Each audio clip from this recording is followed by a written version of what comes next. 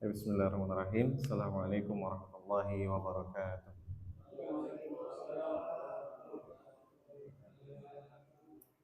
Innal hamdalillah nahmaduhu wa nasta'inuhu wa nastaghfiruh wa na'udzu billahi min shururi anfusina wa min sayyiati a'malina. Man yahdihillahu fala mudilla lahu wa man yudlil fala hadiya lahu. Asyhadu an la ilaha illallah wahdahu la syarika lah wa asyhadu anna Muhammadan abduhu wa rasuluh la nabiyya wa la rasula ba'dah. Allahumma salli wa sallim ala nabiyyina Muhammadin wa ala alihi wa ashabihi wa man tabi'ahum bi ihsanin ila yaumiddin. Qala Allah ta'ala fi kitabihil karim, ya ayyuhalladzina amanu taqullaha haqqa tuqatih wa la tamutunna illa wa antum muslimun. Fa inna asdaqal hadithi kitabullah wa khairal huda huda Muhammadin sallallahu alaihi wasallam wa syarrul umuri muhdatsatuha fa inna kulla muhdatsatin fid din bid'ah wa kulla bid'atin dhalalah wa kulla dhalalatin fin nar. Bapak-bapak yang saya cintai karena Allah Azza wa Jalla, alhamdulillah pada kesempatan pagi hari ini kita bisa bertatap muka kembali, kita bisa bersua yang sebelumnya mungkin kita lama ya nggak bertemu gitu ya, karena memang pembangunan musola ini masya Allah waktu yang membutuhkan waktu yang lumayan lama, tapi ini adalah sebuah hal yang baik untuk kita semuanya. Mudah-mudahan dengan barunya tampilan musola ini menjadi tambahan semangat yang baru juga untuk kita terus beribadah kepada Allah Subhanahu wa taala. Karena kita hidup di dunia ini tak lepas dari yang namanya ibadah, karena memang itu adalah tujuan utama diciptakannya kita oleh Allah Subhanahu wa taala. Sebagaimana Allah katakan, wa ma khalaqtul jinna wal insa illa liya'budun. Tidaklah aku ciptakan jin dan manusia kecuali untuk beribadah kepadaku, menyembahku, mentauhidkanku. Maka salah satu wasilahnya adalah dengan adanya kita para laki-laki untuk datang ke masjid. Nah, ini masjid sudah bagus, mudah-mudahan iman kita juga tambah bagus. Bapak-bapak yang saya cintai karena Allah Azza wa Jalla, alhamdulillah kesempatan hari ini kita semua dalam keadaan sehat walafiat ya. Alhamdulillah ya. Sehat semua Pak ya. Sehat ya insyaallah ya. Mudah-mudahan dalam keadaan sehat semuanya dan kita masih bisa bertemu, tentunya ini tak lepas dari yang namanya nikmat usia atau nikmat umur yang Allah berikan kepada kita. Yang harus kita syukuri setiap harinya, setiap detiknya. Karena banyak saudara-saudara kita yang mungkin telah mendahului kita, nikmat usianya sudah terputus.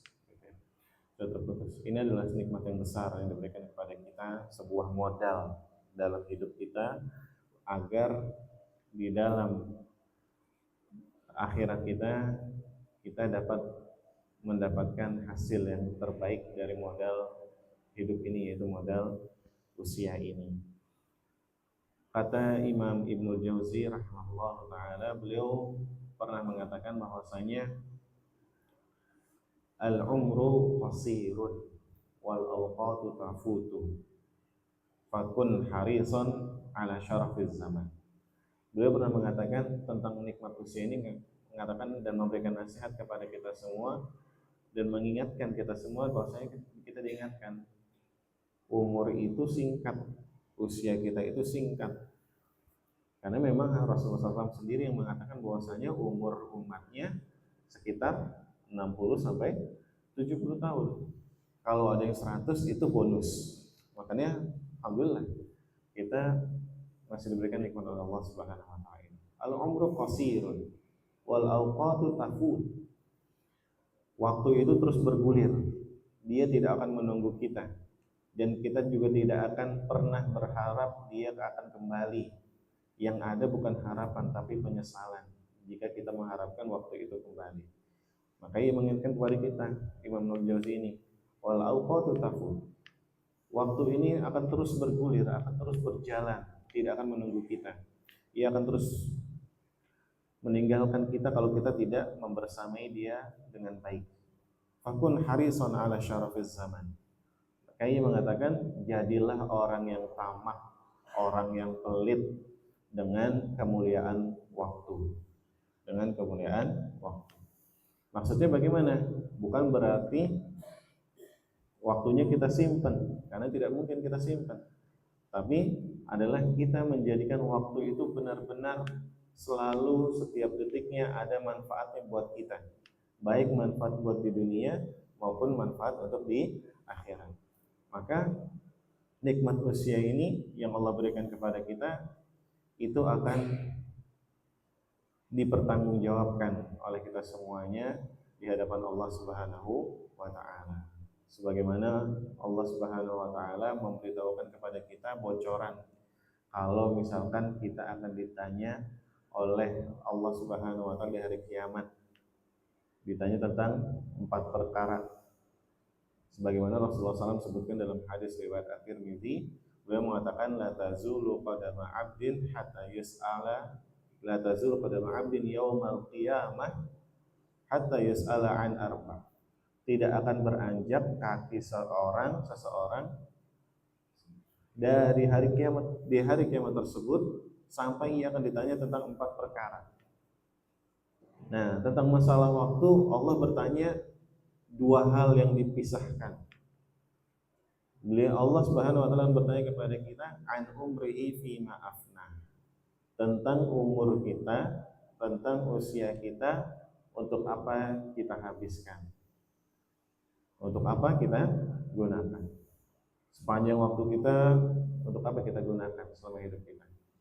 Dan pertanyaan kedua tentang waktu yang berkaitan dengan waktu, Allah akan bertanya di hari kiamat dengan mengatakan an syababihi fima ablah, tentang masa mudanya, untuk apa waktu itu dia habiskan gitu. Pertanyaannya, kok Allah membedakan antara umur dengan masa muda? Kira-kira kenapa, Pak? Kenapa Allah membedakan antara umur panjang, umur secara global dengan masa muda? Kira-kira kenapa? Padahal kan udah cukup ya, harusnya Allah tanya umur, ya udah umur dihabiskan. Tapi ini Allah bertanya juga tentang masa muda kita, untuk apa kita habiskan. Kira-kira kenapa? Nah, ini menandakan pertama, masa muda itu sangat penting. Masa muda itu sangat penting di dalam Islam. Nah, kalau kita sekarang kan pemuda veteran. Pemuda veteran. Kita pemuda veteran. Ini udah lewat masa muda kita. Gitu ya. Yang kedua, masa muda itu di dalam Islam adalah sebagai puncak apa? Puncak kegagahan seorang pemuda. Dia pada saat masa muda itu tenaganya lagi tinggi-tingginya, lagi besar-besarnya. Ditambah lagi gejolak syahwat juga sedang tinggi-tingginya. Nah, di masa muda itu puncak di mana dia bisa menentukan ini jalan ketaatan yang akan saya tempuh atau ini jalan kemaksiatan yang akan saya jalani. Maka pilihan utama di hidup kita yaitu pada saat di masa muda kita dulu. Makanya nggak bisa untuk kita harapkan nanti aja kalau misalkan kita sudah tua baru kembali gitu ya. Nggak bisa. Karena memang tidak ada yang bisa menjamin kita. Tidak bisa menjamin kita.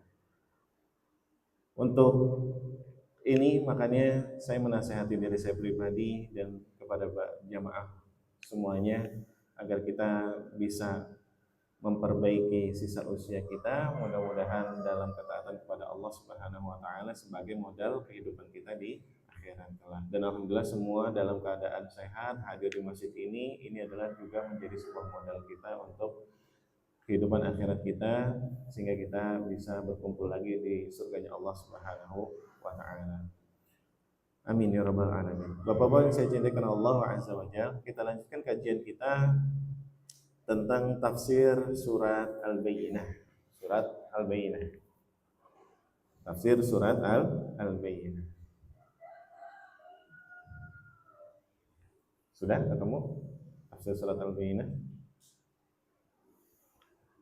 Nah, surat ini seringkali kalau dibacakan imam ngerasanya kok panjang banget gitu. Padahal cuma 8 ayat. Padahal cuma 8 ayat. 8 ayat. Memang terasa panjang karena satu ayatnya ya lumayan panjang kalimatnya. Tapi intinya sangat dalam kalau kita mau mentadaburi dari surat Al-Bayyinah ini. Sudah ketemu surat Al-Bayyinahnya?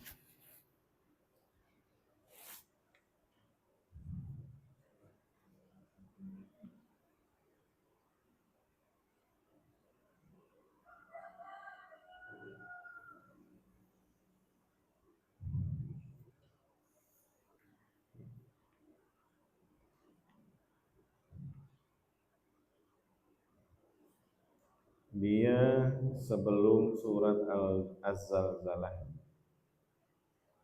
Az-Zalzalah kita udah bahas, sehingga saya dulu udah kita bahas. Sekarang kita masuk ke Al-Bayyinah. Oke, kita baca bareng-bareng. Insyaallah mudah-mudahan bisa menambah pahala kita dalam membaca Al-Quran. A'udzu billahi minasy syaithanir rajim.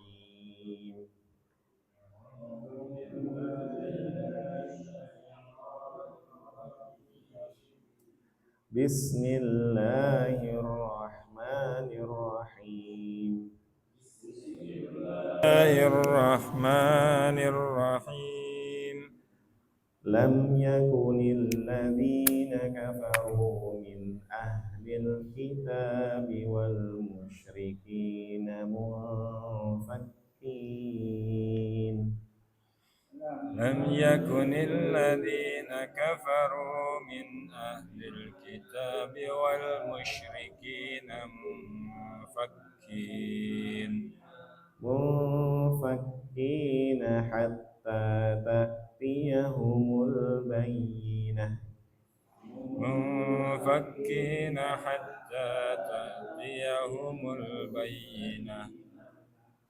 رسول من الله يتلو صحفا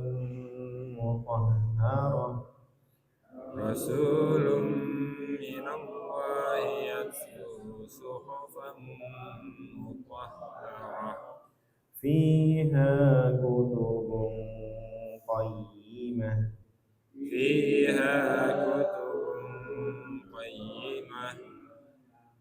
وما تفرق الذين أوتوا الكتاب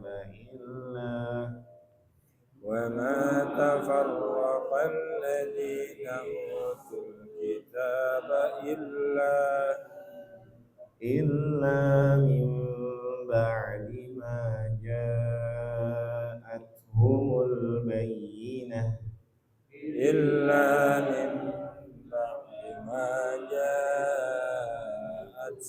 البينة وما أمروا إلا ليعبدوا الله مخلصين له الدين حنفاء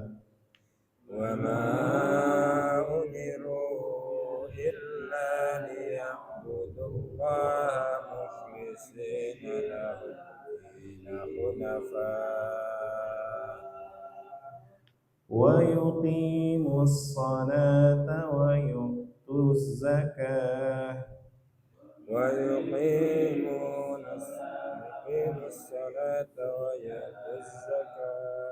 وذلك دين القيمة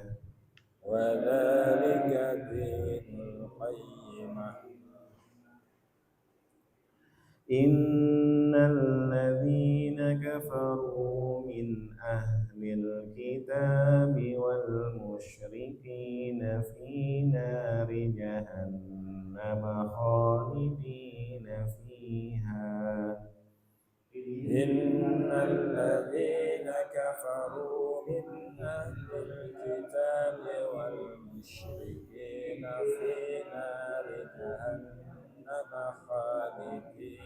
فيها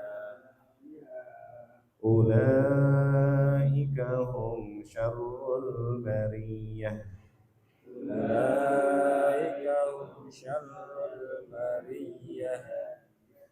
إن الذين آمنوا وعملوا الصالحات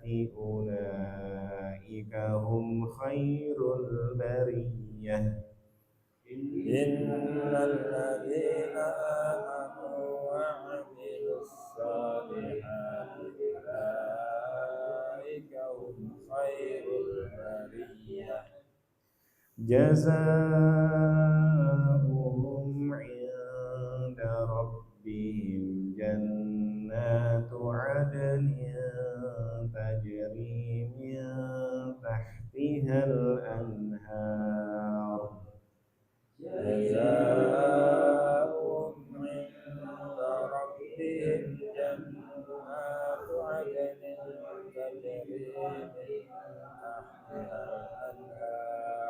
تجري من تحتها الأنهار خالدين فيها أبدا من تحتها الأنهار خالدين فيها أبدا رضي الله عنهم ورضوا عنه رضي الله عنهم ورضوا عنه ذلك لمن خشي ربه ذلك لمن خشي ربه. Baik, alhamdulillah sudah kita baca surat Al-Bayyinah yang artinya adalah penjelas, bukti, hujjah, gitu ya. Nah ini arti dari surat, dari kata Al-Bayyinah. Surat ini termasuk dalam surat Madaniyah, golongan surat Madaniyah, surat yang Allah Subhanahu Wa Taala turunkan setelah Rasulullah SAW hijrah ke Madinah. Ayatnya ada 8 dan Rasulullah SAW juga menyebut ayat ini dengan nama lam yakunil, ayat atau surat lam yakunil ladina, sebagaimana diriwayatkan bahwasanya Rasulullah SAW ia pernah mendapatkan sebuah wahyu dan itu Allah Subhanahu Wa Taala perintahkan kepada dia untuk membacakan kepada seorang sahabat yang mulia. Rasulullah SAW diberitahukan oleh Allah Subhanahu Wa Taala untuk kasih tahu ke sahabatmu. Siapa dia? Yaitu Ubay bin Ka'ab radhiyallahu taala anhu. Kemudian Rasulullah SAW memanggil Ubay bin Ka'ab dan kemudian ia mengatakan, Allah aqra'aka hadhihi surah lam yakun. Atau kama qala Rasulullah. Allah memerintahkan kepadaku untuk membacakan surat lam yakunil ladzina kafaru ini kepadamu wahai Ubay. Nah, kemudian Ubay bin Ka'ab radhiyallahu ta'ala anhu beliau mengatakan, "Sammani laka, Allah menyebut namaku kepadamu ya Rasulullah." Artinya apa? Berarti Ubay bin Ka'ab tahu bahwasanya Allah Subhanahu Wa Taala apakah benar dia namanya itu disebut oleh Allah secara langsung. Makanya ia bertanya kepada Rasulullah SAW, "Sammani laka ya Rasulullah, apakah Allah menyebut namaku ya Rasulullah kepadamu?" Kemudian Rasulullah SAW menjawab, "Na'am, iya." Masya Allah. Begitu mendengar itu, kemudian Ubay bin Ka'ab menangis terharu, menangis bangga. Kenapa? Karena diingat oleh Tuhannya. Kita aja kalau diingat oleh presiden gitu ya, datang ke sini kemudian dipanggil, Pak Imron gitu ya misalkan, itu bangganya Masya Allah gitu. Bangganya Masya Allah. Tapi ini langsung diingat oleh pemilik presiden. Ini pemilik dunia dan akhirat. Allah Subhanahu Wa Taala, Allah langsung menyebut nama Ubay bin Ka'ab. Dan kita pasti menginginkan hal tersebut. Bisa nggak? Bisa.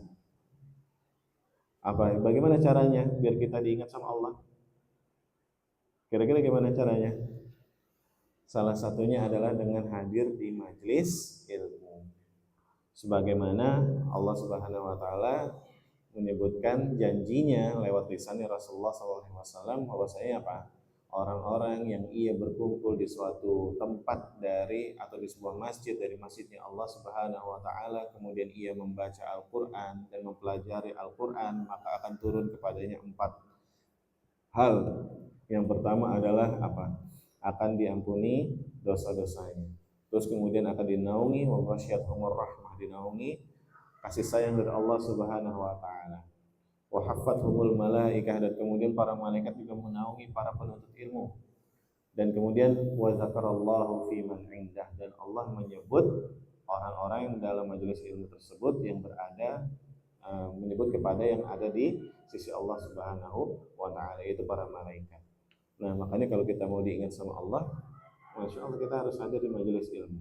Dan ini salah satu faedah dari kita hadir di majelis ilmu. Di dalam surat Al-Bayyinah ini kita masuk ke dalam ayat pertama, lam yakunil ladzina kafaru min ahlil kitabi wal musyrikin munfakkina hatta ta'tiyahumul bayyinah. Yang ada terjemahannya siapa? Bapak ada terjemahan? Ada terjemahannya? Enggak ada. Oke, terjemahannya dua aja. Apa? Artinya. Orang-orang yang kafir dari golongan ahli kitab dan orang-orang musyrik tidak akan meninggalkan agama mereka sampai datang kepada mereka bukti yang nyata. Orang-orang kafir dan orang-orang ahli kitab dan juga orang-orang kafir dari orang-orang kafir dari ahli kitab dan juga orang-orang musyrik. Itu mereka akan berbeda, tidak akan keluar dari agama mereka sampai datang bukti yang nyata. Ini dikabarkan oleh Allah Subhanahu wa taala kepada Nabi kita Muhammad sallallahu alaihi wasallam. Jadi kalau kita pahami secara langsung dari ayat pertama ini, sebenarnya orang-orang ahli kitab dan orang-orang musyrik itu ketika datang sebuah bukti dari Allah, kira-kira mereka mau keluar nggak dari agamanya? Mau keluar nggak dari agamanya? Nggak akan pernah meninggalkan agamanya. Kenapa? Karena memang mereka adalah orang-orang yang tersesat. Padahal di sini telah disebutkan di banyak kisah zaman dahulu bahwasanya orang-orang Yahudi dan orang-orang Nasrani di kitab mereka, di Injil dan Taurat mereka telah disebutkan bahwasanya akan ada penjelas, akan datang sebuah bukti nyata dari Allah Subhanahu wa taala berupa diutusnya rasul. Berutusnya utusan dari Allah Subhanahu wa taala yang melanjutkan risalah nubuwah. Sudah disebutkan di situ. Bahkan pernah dijelaskan bahwasanya orang-orang Yahudi itu dan Nasrani itu menunggu kedatangan rasul ini gitu. Kedatangan rasul ini. Dan bahkan di sini diriwayatkan dari Salamah bin Salamah bahwasanya dulu ia mengatakan, dulu kami mempunyai tetangga orang Yahudi dari Abdul Ashhal. Ia mengatakan kepada kaumnya yang menyembah berhala tentang adanya hari kiamat, tentang adanya kebangkitan, tentang adanya perhitungan amal, tentang adanya surga dan neraka. Kemudian kaumnya ini bertanya lagi kepada dia, celakalah engkau wahai fulan, apakah itu yang kamu yakini? Kemudian dia menjawab, iya, demi zat yang aku bersumpah dengannya. Kemudian si Yahudi itu memberikan sebuah peringatan kepada mereka agar menyelamatkan diri dari api neraka. Mereka pun bertanya lagi, lalu kapan datangnya hari kiamat itu? Dia menjawab, kita tidak tahu, tapi akan diutus seorang nabi dari kota ini. Dia menunjuk ke arah Mekah dan Yaman. Kemudian mereka tanya lagi, kapan munculnya? Kemudian si Yahudi tadi melihat kepada salah seorang sahabat tadi, Salamah bin Salamah, yang masih kecil pada saat itu. Kemudian dia menunjuk, kalau anak ini sudah besar, utusan Allah itu, Rasul Allah itu akan datang. Dan benar, ketika sahabat Nabi ini Salamah bin Salamah ini sudah besar, Rasulullah SAW telah diutus oleh Allah Subhanahu wa taala sebagai rasul. Apa yang terjadi? Orang-orang ahli kitab, Yahudi dan Nasrani serta orang-orang musyrik pada saat itu tidak terima. Dia bukan rasul. Maksud saya bukan dia. Kenapa mereka tidak terima? Karena mereka yakin bahwasanya Rasul itu pasti diutus dari Bani apa? Israel. Mereka yakin bahwa Rasul itu diutus dari Bani Israel, padahal Nabi Muhammad SAW bukan dari Bani Israel. Maka mereka tidak terima. Dan ini membuktikan bahwa ayat pertama ini menunjukkan orang-orang kafir dan orang-orang dari ahli kitab dan juga orang-orang musyrik yang menyembah berhala atau selain Allah Subhanahu wa taala, mereka tidak akan terima ketika datang penjelasan dari Allah sekalipun. Dan juga bahkan dikisahkan bahwasanya di saat itu Romawi, Heraklius, raja Romawi pada saat itu pernah bertanya kepada Abu Sufyan. Pada saat Abu Sufyan melakukan perjalanan dagang ke Romawi. Jadi kalau zaman dahulu itu orang-orang Arab itu berdagang sampai Romawi, jauh. Kemudian dia mendengar kabar ada seorang laki-laki utusan, katanya, laki-laki utusan Allah. Kenapa dia bertanya? Karena dia tahu bahwasanya di ajaran Heraklius atau pada saat itu ia sedang menganut agama Kristen, ia tahu bahwasanya apa? Akan diutus seorang rasul. Dan ketika terdengar kabar ada rasul itu dari Arab, kemudian ia bertanya tentang ajarannya, ia bertanya tentang pengikutnya. Untuk apa? Untuk dicocokin dengan yang ada di kitab dia. Di kitab dia. Tapi ketika mendengar dia belum percaya. Tapi ketika datang surat dari Rasulullah SAW yang Rasulullah menulis surat kepada Heraklius secara langsung, apa yang terjadi? Ia pun menolaknya. Dengan alasan yang sama seperti tadi, bukan dari Bani Israel. Nah, ini membuktikan bahwasanya memang orang-orang Yahudi dan Nasrani mereka tidak akan pernah keluar dari agamanya kecuali Allah Subhanahu wa taala berikan hidayah kepadanya untuk kembali ke dalam Islam.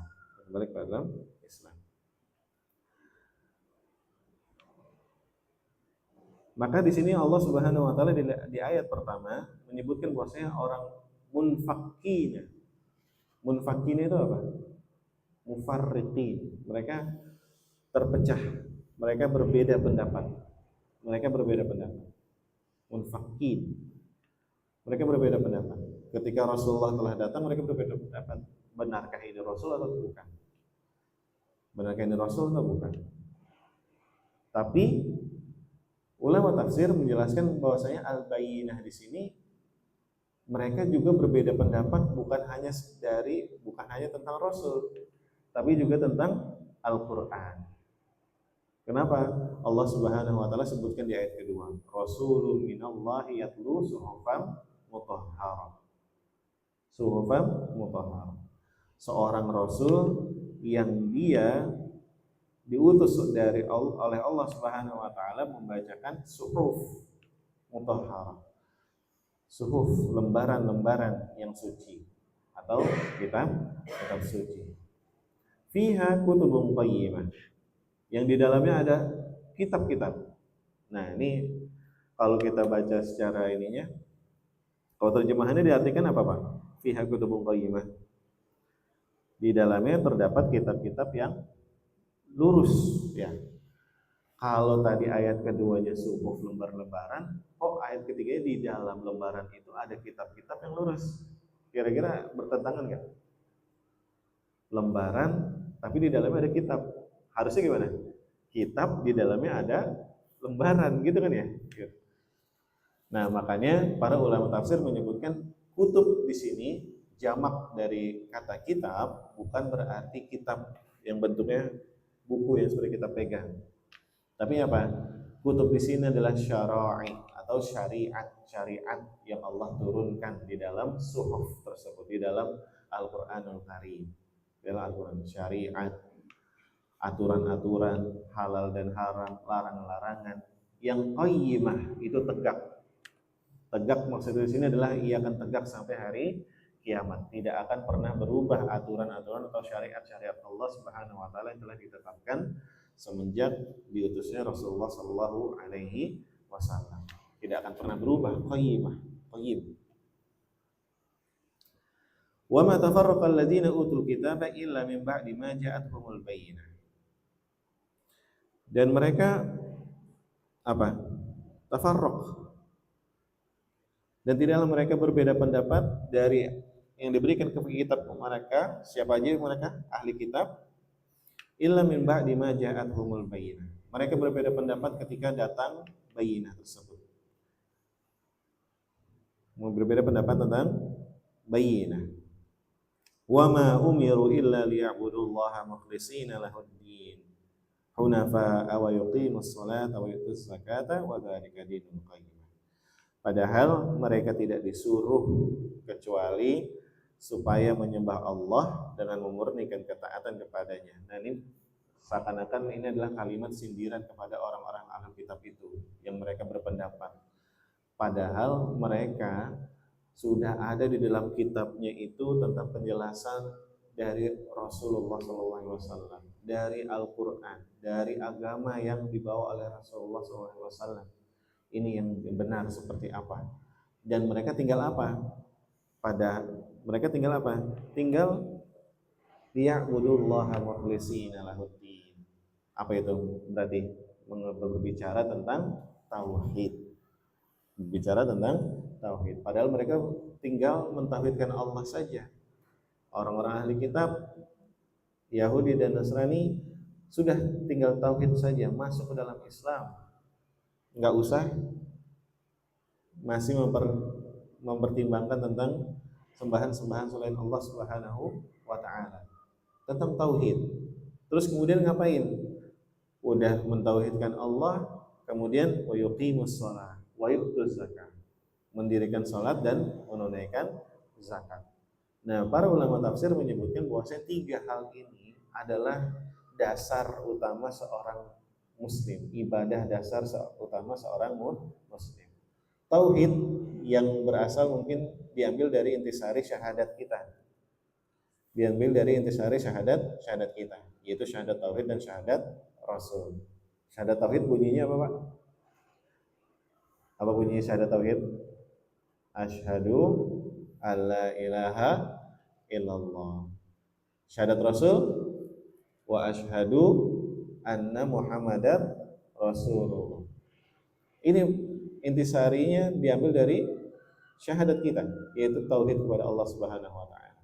Kemudian yang kedua adalah ibadah salat. Ibadah salat ini adalah ibadah badaniyah, ibadah badan kita. Kalau tadi tauhid itu adalah ibadah hati kita, badan kita apa ibadahnya? Yaitu dengan salat. Yang ketiga, wa yu'tuz zakah. Berarti ibadah yang ketiga tentang apa? Ibadah harta. Ibadah harta kita. Dan tiga ini yang paling dasar. Sebagaimana disebutkan oleh Imam Ibnu Katsir rahimahullah taala bahwasanya kenapa disebutkan hanya sholat dan zakat saja? Karena memang ini adalah dua ibadah paling utama bagi seorang muslim. Ibadah utama bagi seorang muslim. Kemudian di situ Allah Subhanahu wa taala menyebutkan mukhlishina lahuddin. Liya'budullaha mukhlishina lahuddin. Menandakan bahwasanya kalau ibadah itu syaratnya harus apa? Mukhlis, ikhlas kepada Allah Subhanahu wa taala. Makanya kalau kita mau ibadah kita diterima, sebenarnya syarat pertamanya adalah ikhlas karena Allah Subhanahu wa taala. Enggak boleh kita arahkan ibadah kita kepada selain Allah Jalla Jalaluhu. Kalau sudah ikhlas, jangan lupa yang kedua, yaitu apa? Ittiba'ur Rasul, yaitu mengikuti tuntunan dari Rasulullah Shallallahu Alaihi Wasallam. Ada nggak tuntunannya? Jangan sampai kita beribadah udah ikhlas tapi nggak ada tuntunannya dari Rasulullah SAW, justru amalan ibadah kita tertolak. Oh, saya sudah mengikuti Rasul tapi kurang ikhlas. Saya udah mengikuti Rasul, sholatnya udah masya Allah, tapi ketika saya datang saya biar datang ke sholat ke masjid biar nggak dicariin orang-orang. Nah itu niatnya bukan ikhlas karena Allah. Dan makanya ketika kita datang ke masjid karena niat ikhlas karena Allah Subhanahu wa taala, duduk di majelis ilmu karena kita niat ikhlas karena Allah Subhanahu wa taala, dan ikuti tata cara Nabi sallallahu alaihi wasallam ketika di majelis ilmu, bagaimana adab-adabnya, bagaimana ketika masuk masjidnya Nah itu Masya Allah, barulah ibadah kita diterima oleh Allah Subhanahu wa Ta'ala. Mukhlisina lahuddin. Hunafa. Nah ini waktu itu sudah kita bahas. Hunafa. Hunafa itu apa Pak? Dari kata hanif, yang artinya apa? Artinya apa? Lurus ya. Kita artinya biasa taunya hunafa, hanif itu artinya lurus. Padahal hanif itu artinya bukan lurus, tapi apa? Condong. Condong. Nah, makanya hunafa'ah di sini maksudnya condong kepada at-tauhid. Condong kepada kebaikan, condong kepada kebenaran. Inilah agama yang condong kepada tauhid, kepada Allah. Wa yuqimus sholata wa yu'tuz zakah. Dan mendirikan salat serta menunaikan zakat. Salat itu sendiri artinya apa, Pak? Apa? Salat artinya apa? Ayo ini udah kita bahas dulu nih. Salat artinya berdoa. Itu secara bahasa. Apakah cukup dengan berdoa saja berarti kita udah salat? Karena ada yang memahami gitu. Ada memahami gitu. Ada beberapa kelompok yang memahami kalau saya tingkatannya sudah tinggi berarti cukup berdoa saja kan sudah salat. Gitu. Cukup berdoa saja kita salat. Apakah ini disebut dengan salat? Enggak. Itu bukan salat. Itu berdoa. Tapi salat yang diajarkan oleh Nabi kita Muhammad SAW bahkan sampai detik terakhirnya beliau tetap menjalankan salat, bukan cuma berdoa. Bukan cuma berdoa. Tapi doa adalah bagian-bagian dari salat. Maka para ulama menyebutkan makna dari salat itu adalah apa? Salat adalah apa? Af'alun wa aqwalun muftatahatun bit takbir wa muftatamatun bit taslim. Yaitu perkataan dan perbuatan yang dimulai dari takbir dan diakhiri dengan salam. Itu baru yang disebut dengan salat. Disebut dengan salat. Terus kemudian wa yu'tuz zakah. Wa yu'tuz zakah. Az-zakah artinya secara bahasa apa? Mensucikan. Itu apa? Membersihkan segala macam hal-hal yang ada di dalam harta-harta kita. Wa dzalika dinul qayyimah. Dan inilah agama yang tegak, agama yang akan berada terus istiqrar sampai akhir dunia ini. Itu tegak syariatnya, tegak hukumnya, tidak akan pernah berubah. Innal ladzina kafaru min ahlil kitab wal musyrikin. Nah, kemudian ayat ini, ayat yang 3 ayat terakhir akan membahas tentang balasan bagi orang-orang yang kafir dan juga orang-orang yang beriman. Ayat ke-6, innal ladzina kafaru min ahlil kitab wal musyrikin fi nari jahannam khalidina fiha. Sesungguhnya orang-orang kafir dari ahli kitab dan juga orang-orang musyrik mereka akan berada di dalam neraka selama-lamanya. Ulaika hum syarrul bariyah. Mereka lah seburuk-buruk bariyah. Apa itu bariyah? Makhluk. Seburuk-buruk makhluk. Seburuk-buruk makhluk. Kenapa bisa jadi seburuk-buruk makhluk? Kenapa? Orang-orang kafir dan orang-orang musyrik. Kalau hewan Allah ciptakan, dia punya akal nggak? Nggak punya. Ketika dia menabrak syariat yang ada dalam agama, kira-kira berdosa nggak? Enggak. Karena memang dia tidak punya peralatan akal untuk berpikir. Tapi ketika manusia diberikan akal untuk berpikir, wahadainahun najdain, kami akan berikan dia petunjuk untuk menjalani dua jalan. Suruh pilih yang mana? Disuruh milih. Kita disuruh milih, kita punya akal. Tapi Allah tidak meninggalkan kita tanpa panduan. Udah dikasih akal untuk kita memilih, udah dikasih panduan oleh Allah Subhanahu wa taala untuk kita jalani, ternyata tetap kekeh dengan apa? Kekeh dengan pikirannya sendiri. Maka dia menjadi seburuk-buruk makhluk.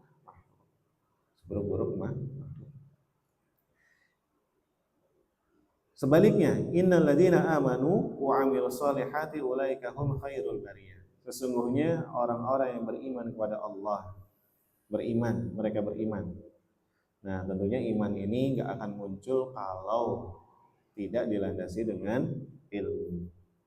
Iman itu kan kepercayaan ya Pak ya. Kita keyakinan. Tapi kalau kita yakin nggak ada ilmunya, kira-kira gimana? Kuat nggak keyakinannya? Nggak akan kuat. Nggak akan kuat. Maka kata al-iman di sini harus dilandasi dengan ilmu. Kita harus tetap belajar. Innal ladzina amanu wa 'amilus shalihat, dan ia melakukan amalan-amalan saleh. Amalan-amalan saleh selama dia hidup di dunia. Gitu. Ada sebuah perkataan yang indah dari seorang ulama, Fudail bin Iyad, ketika ia pernah bertanya kepada seorang lelaki tua.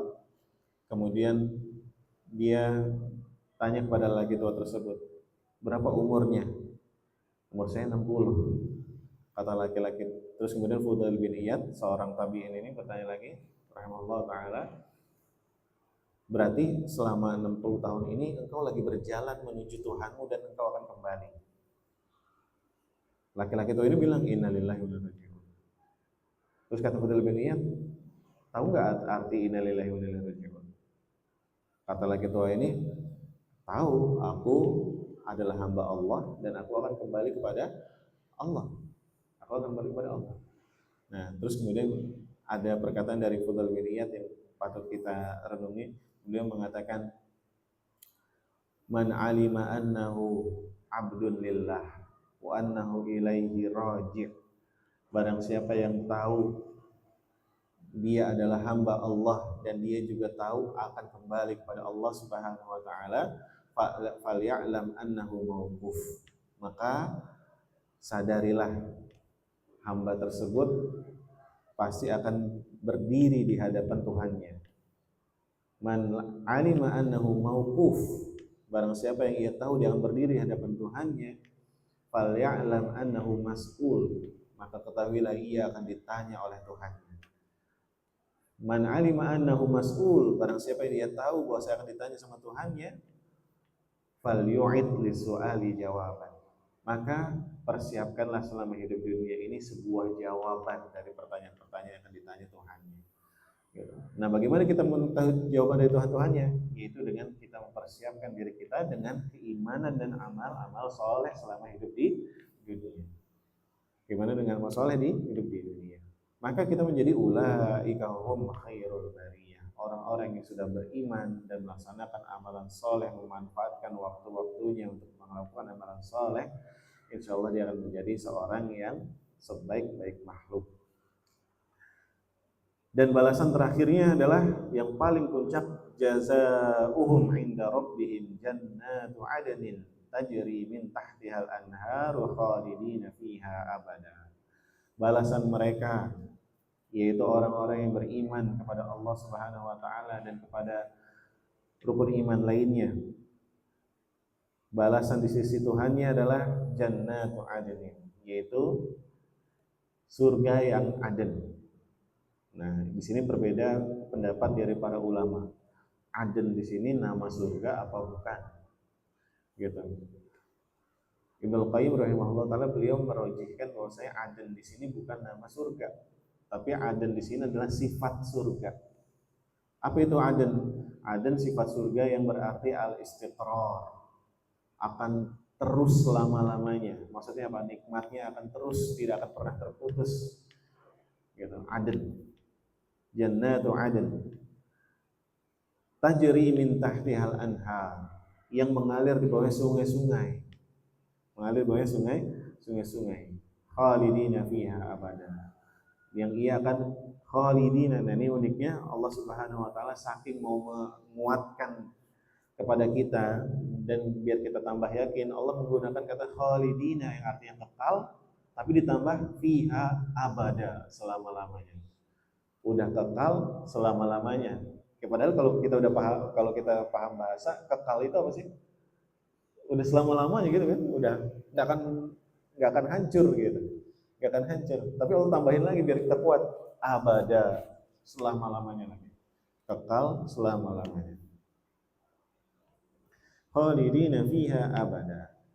Nah, radhiyallahu anhum wa radu an. Nah, radhiyallahu anhum wa radu an. Nah, ini adalah puncak yang lebih besar dari nikmat-nikmat Allah, yaitu apa? Yang Allah ridho kepada mereka dan mereka pun ridho kepada Allah. Ridho Allah ini adalah puncak dari kenikmatan. Puncak dari kenikmatan. Sebagaimana pernah disebutkan di dalam hadis qudsi, Allah mengatakan kepada ahlul jannah, ala u'tikum afdalu min dzalik, ketika diberikan sebuah nikmat di dalam surga itu kepada para penghuni surga, Allah bertanya, ada nggak yang lebih utama dari nikmat-nikmat yang sudah saya berikan di surga ini? Ada nggak yang pengen kamu minta lagi? Kayak gitu. Kemudian para penghuni surga bilang apa? Ya Rabbi wa ayyu syai'in afdalu min dzalik. Tuhanku, udah nggak ada lagi, tapi emang ada yang lebih utama di dalam surga ini? Gitu. Emang ada yang lebih utama lagi daripada semua nikmat yang kau berikan? Kata Allah Subhanahu wa taala mengatakan, uhillu alaikum ridwani fal ashadu alaikum ba'dahu abada. Aku halalkan kepada kalian ridhoku. Maksudnya apa? Ridho Allah itu udah diberikan kepada para penghuni surga selama-lamanya. Dan aku tidak akan pernah marah kepada kalian, aku tidak akan pernah benci kepada kalian selama-lamanya. Ini adalah nikmat Allah yang paling utama nanti di surga. Walaupun kita tahu bahwasanya nikmat yang paling tertinggi apa? Melihat wajah Allah. Melihat wajah Allah. Nah, ini adalah nikmat tertinggi. Ini adalah nikmat utama, nikmat yang paling utama. Wardu'an. Dzalika liman khasyya rabbah. Inilah yang Allah berikan kepada mereka, bagi mereka yang khasyya rabbah, takut kepada Tuhannya. Allah Subhanahu wa taala mengatakan dengan menggunakan kata khasyya, bukan kata khauf. Apa bedanya? Kalau khasyya itu adalah takut yang banget gitu. Sangat takut kepada Allah Subhanahu wa taala. Sangat takut kepada Allah Subhanahu wa taala karena tahu hakikat dan mengenal Allah secara baik, dengan baik. Takut banget. Man khasyya rabbah. Nah, makanya kalau kita mau dapat surga menurut ayat ini kita ada 3, yaitu apa? Beriman dan beramal soleh serta takut kepada Allah Subhanahu wa taala. Baik, mungkin sampai di sini insyaallah kajian kita pada pagi hari ini, mudah-mudahan bermanfaat. Kalau mau ditanyakan persilahkan. Nggak ada? Alhamdulillah. Kalau nggak ada, kita cukupkan sampai sini. Kita tutup dengan doa kafaratul majelis. Subhanakallahumma wa bihamdika asyhadu an la ilaha illa anta astaghfiruka wa atubu ilaik. Assalamualaikum warahmatullahi wabarakatuh.